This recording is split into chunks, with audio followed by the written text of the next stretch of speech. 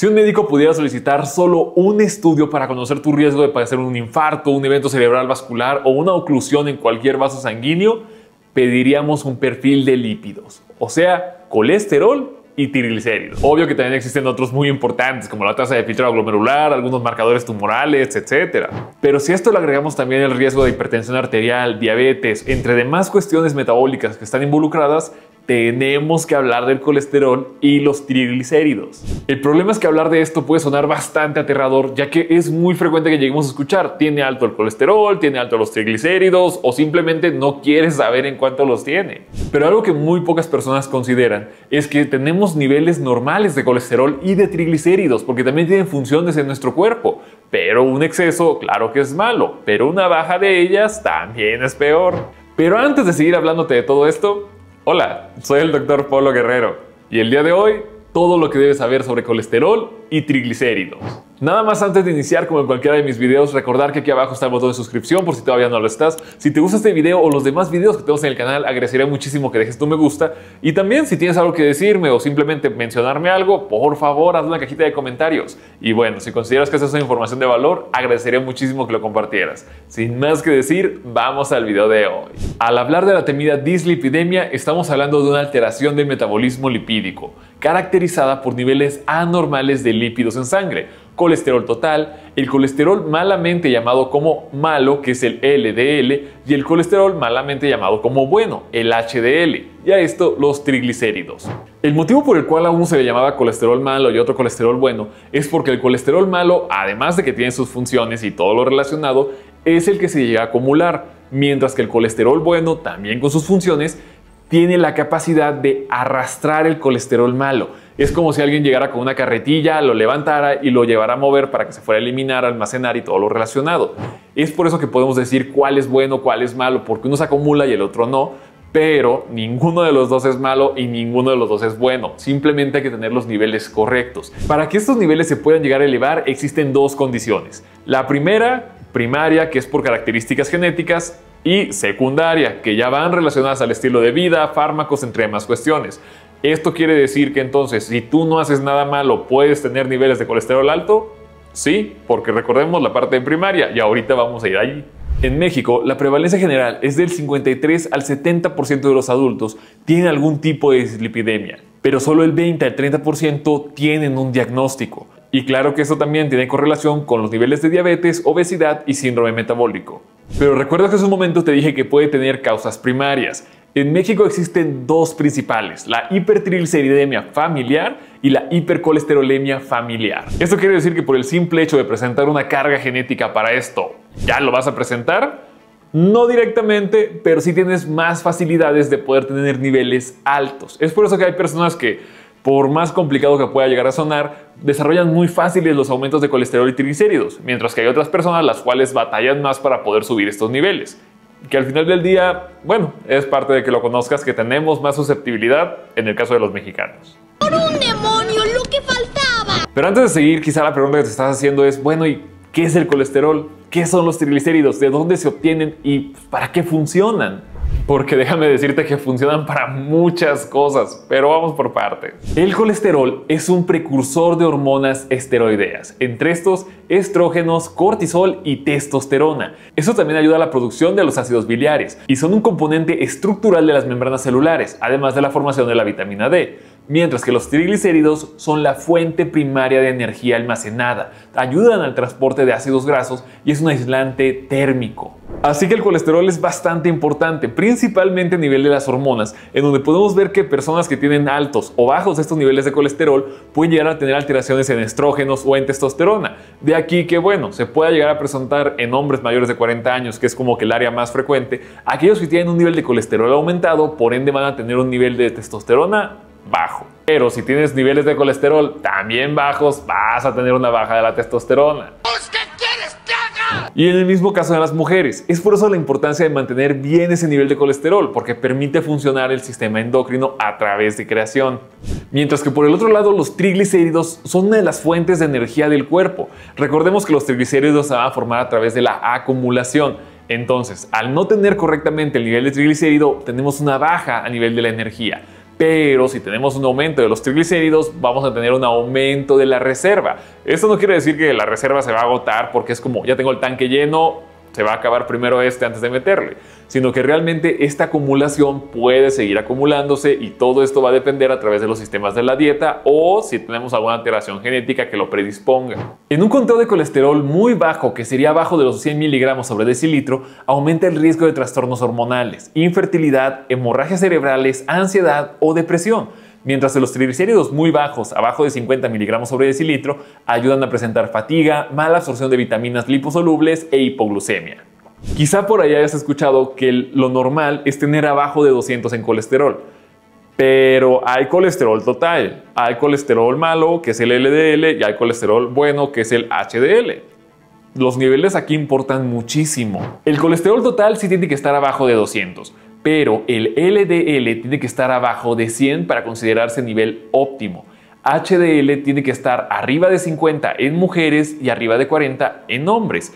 Y los triglicéridos tendrían que estar preferentemente abajo de los 150. Arriba de 200 el triglicéridos ya es alto y arriba de 500 ya es muy alto. Lamentablemente las dislipidemias es algo que muchas veces va a pasar completamente asintomático. Pero si hay situaciones en donde podemos tener algún dato clínico, o sea, si podemos observar alguna mancha, algún cambio de coloración, que nos hagan pensar en que tenemos un aumento en estos niveles. A estos se les consideran como hallazgos tardíos. Entre ellos está el xantomas, también la xantelasma y en algunos casos, principalmente en pacientes jóvenes, está el arco corneal. Pero lamentablemente vamos a darnos cuenta de esto cuando ocurre algún accidente. Principalmente una angina de pecho, un evento cerebral vascular y en algunos casos podemos ver las claudicaciones, que serían parte de la enfermedad arterial periférica. Todo esto es porque recordemos que el colesterol y los triglicéridos se van a llegar a acumular en las paredes de nuestros vasos sanguíneos. Este crecimiento puede seguir ahí, puede seguir creciendo, hasta que en algún punto va a llegar a tapar esa arteria. A eso se le llama como la formación de la placa de ateroma. Esto se puede llegar a ver principalmente a nivel del sistema cardiovascular, en donde ya podemos ver estos niveles elevados y las manifestaciones de tenerlos elevados. Recordemos que la placa de ateroma va a iniciar principalmente con una lesión en alguno de los vasos sanguíneos. Esta lesión con el tiempo va a empezar a traer células del sistema inmune, va a activar las plaquetas, va a haber fibrina, y en ese momento va a llegar también el colesterol y también van a llegar los triglicéridos, ayudando a que la masa se siga formando, siga creciendo y no va a existir una correcta reparación y por ende va a llegar a obstruir esa luz. Pero a nivel metabólico también está relacionado con la resistencia a la insulina y el famosísimo hígado graso. A nivel pancreático también se puede llegar a presentar una pancreatitis aguda, que es uno de los peores dolores que puede tener un ser humano, principalmente cuando tenemos triglicéridos arriba de 500 e incluso arriba de 1000. Y al sistema del riñón y en el sistema renal también vamos a tener alteraciones, entre ellas un daño glomerular.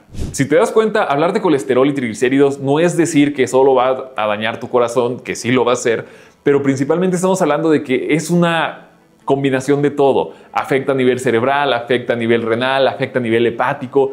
Bueno, pulmonar casi nada, pero también está ahí. Y estoy casi seguro que ya escuchaste por ahí de que, oye, tienes que dejar de comer tal cosa, o sabes que tienes que empezar a tomar tal suplemento, o simplemente el decir, si sales a correr todos los días se te baja el colesterol.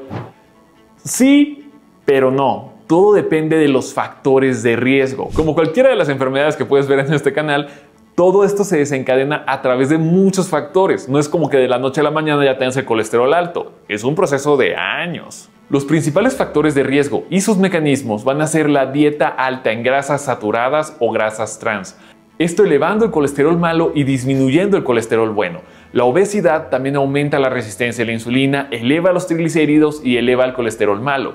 La diabetes mellitus tipo 2 aumenta también los triglicéridos y baja el colesterol bueno. El hipotiroidismo disminuye el metabolismo de los lípidos y aumenta el colesterol total, mientras que el tabaquismo oxida el colesterol malo, pero disminuye el colesterol bueno, y el alcoholismo aumenta el nivel de triglicéridos a nivel del hígado. Y uno de los más clásicos, el sedentarismo aumenta el colesterol malo y disminuye el colesterol bueno.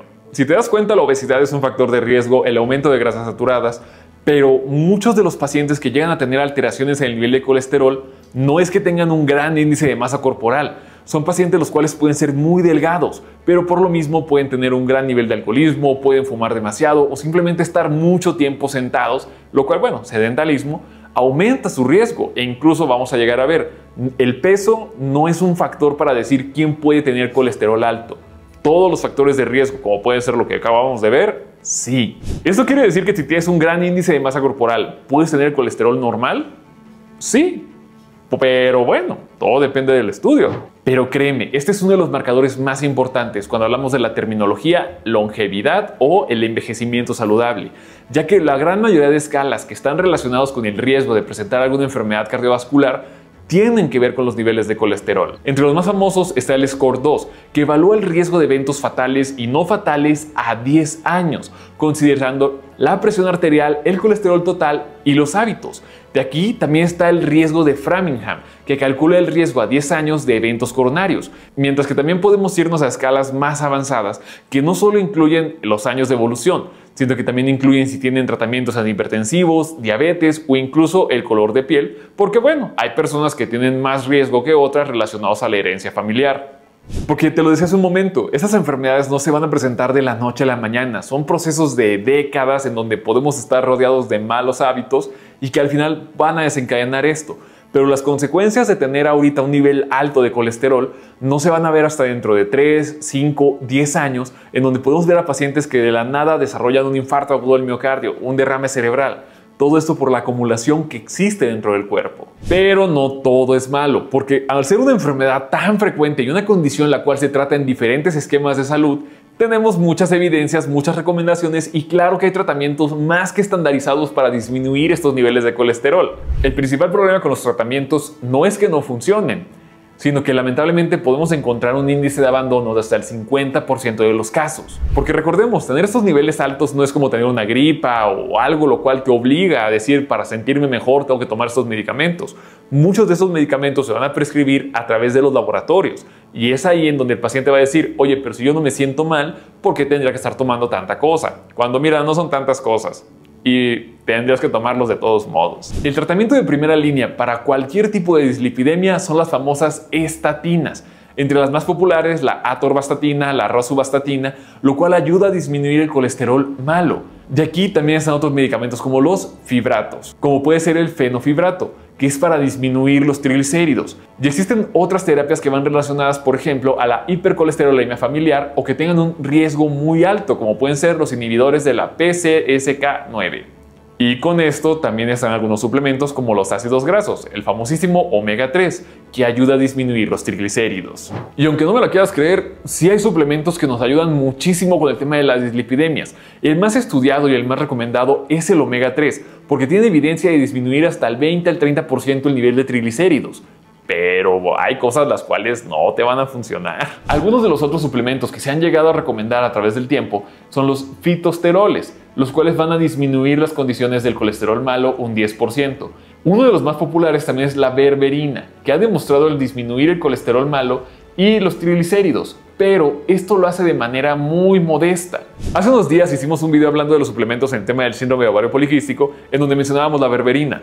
No es que no funcione, pero se lleva muy mal con medicamentos antihipertensivos y antidiabéticos. Es por eso que su uso no está tan recomendado. Muchos de los pacientes los cuales detectan por primera vez el nivel de dislipidemia ya tienen algún diagnóstico de hipertensión o diabetes o ahí mismo se les hace el diagnóstico. Entonces no está recomendado, pero si no tienes diabetes o hipertensión, ¿se puede tomar? Sí, pero mejor omega 3. Te lo juro. Y hace algunas décadas se recomendaba la vitamina B3, la niacina, que aumentaba el colesterol bueno y disminuía el colesterol malo, pero su uso ha caído muchísimo en los últimos años por los efectos adversos. Pero lo que siempre va a funcionar respecto al tema del tratamiento de una dislipidemia son los cambios en el estilo de vida. No hay más trato. Si no corregimos la dieta o hacemos una correcta actividad física, los medicamentos van a funcionar, pero no van a hacer el efecto que nosotros nos gustaría para poder disminuirlos de la manera correcta. Y es aquí donde tenemos que hablar de, bueno, ¿cómo prevengo entonces que aumente el colesterol, pero que no baje demasiado y que se pueda mantener en un buen nivel? Lo principal va a ser el ejercicio aeróbico regular, que serían 150 minutos a la semana. Esto va a reducir el colesterol malo del 5 al 10%, aumenta el colesterol bueno y puede disminuir los triglicéridos del 10 al 20%. La dieta más sugerida y la que vas a escuchar en muchos de mis videos es la dieta mediterránea, lo cual disminuye el riesgo cardiovascular hasta un 30%. La suspensión del tabaquismo va a aumentar el colesterol bueno del 5 al 10% y reduce el riesgo de evento cerebral vascular 50% a un año de haber dejado el tabaco. Y aquí también está el tener un correcto control de la hipertensión y la diabetes, que también disminuye el riesgo de enfermedad cardiovascular y también los niveles de colesterol. Y aquí también llega lo conocido como la reducción del alcohol, que en mi opinión personal es mejor déjalo. Pero la reducción del alcohol también hace un cambio muy importante. Pero la medida más importante, la que siempre tienes que tener en tu cabeza y la que nunca vas a tener que olvidar, es la reducción de peso. Porque créeme, ese es el pilar fundamental para disminuir todos los niveles de colesterol y triglicéridos, pero que a su vez, con las recomendaciones que te acabo de decir, podamos mantener los niveles correctos.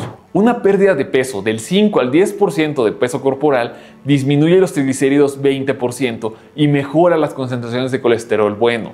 Y la reducción de peso es uno de los pilares más importantes para tener una correcta regulación de las dislipidemias. Así que bueno, ahora sabes por qué al colesterol y los triglicéridos se les tiene respeto, no se les tiene que tener miedo, pero sí hay que mantenerlos en un buen nivel. Todo esto es para mejorar nuestra calidad de vida, el poder llegar a los 50, 60 años sin ningún antecedente de enfermedad cardíaca a nivel cerebral o relacionados.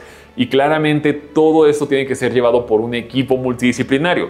Por decirte esto es donde hablamos de un médico, un nutriólogo, un especialista en salud mental, porque todo esto es lo que abarca a una persona que puede tener dislipidemia. No solo se trata de los medicamentos, también se trata de la dieta, y no solo se trata de la dieta, sino que también del ejercicio físico.